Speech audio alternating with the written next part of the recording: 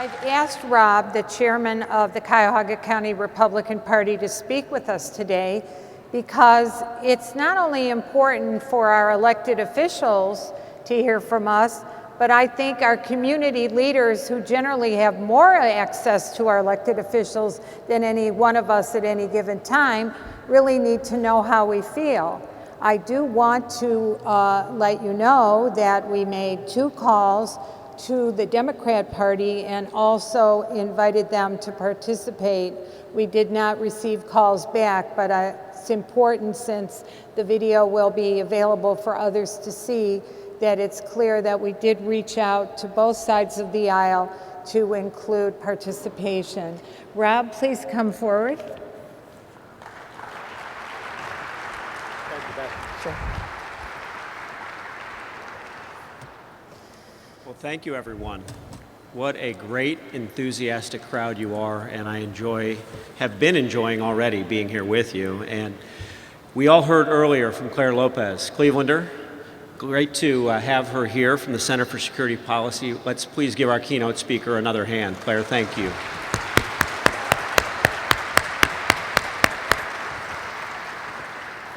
So obviously, I don't have to convince you that this Iran deal is a bad deal.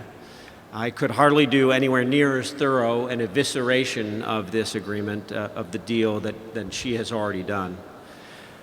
But as you start thinking about where we go from here, it is about the people you can convince to contact their members of Congress, their representatives, their senators, and let them know they need to stop this deal. So just taking some of the points we've heard about, on July 15th of this year, well over a month ago, the President's National Security Advisor, Susan Rice, admitted on CNN, on live television, that U.S. nuclear inspectors are banned from inspecting Iran's nuclear sites.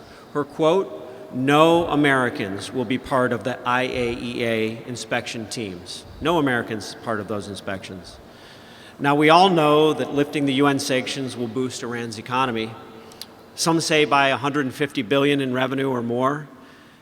And in the same interview, the National Security Advisor to the President, Susan Rice, said that we should expect that Iran will spend some of those additional revenues on their military and this was her words, and on supporting terrorism in the region. That's what the National Security Advisor to the President is saying we should expect from this deal. Now, the Iranian mullahs still incite crowds to chant death to America regularly in Iran. We got no prisoners released as part of this deal. You know that already. The deal allows Russia and China to supply Iran with weapons. You've heard all of the facts on it. Now, this is not, or at least it should not be, a partisan issue. The more Americans learn about this deal, the more they want Congress to reject it. 56% of Americans in the latest polling this week, 50% of Americans now say they want Congress to oppose this deal. That's up from 52% last month. Republican voters get it. 83% of Republican voters oppose the deal. 58% of independents also oppose it.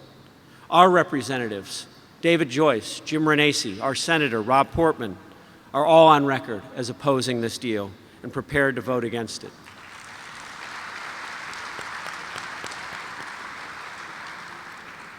But Hillary Clinton supports it. She has stated that she does. And we can ensure that the fight does not end at the vote in Congress next month. We can ensure that it becomes a defining issue for her or any other Democratic nominee next year. It will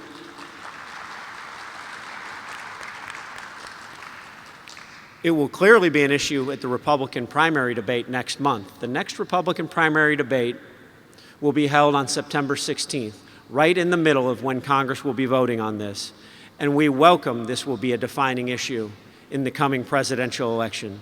You see, the president is selling a false premise that the option to this deal is war or other military action. No, the option is peace. Continued diplomatic efforts, increased economic sanctions. No, it is the guarantee of this deal is war, waged by Iran, and increased support of terrorism, and greater violence and instability in the world. As Mike Rogers, Republican, chairman of the House Intelligence Committee said, quote, "We may have just encouraged more violence in the future than we have stopped. That is why we must tell Congress to stop this deal."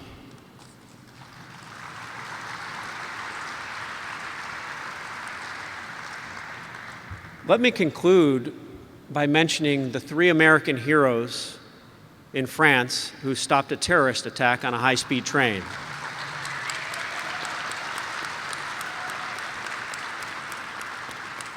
They had some help from a British and French citizen. That's wonderful. Transatlantic cooperation continuing. 2 members of the U.S. military, 1 Air Force, 1 National Guard. And I don't know if you've heard,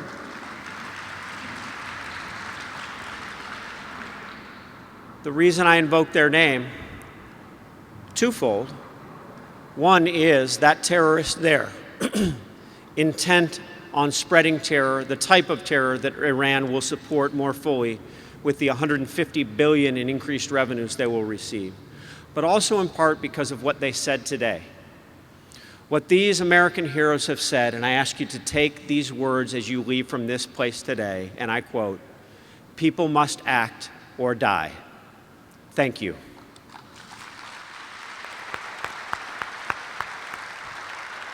I know you're busy. I really appreciate this. Thanks for having me here.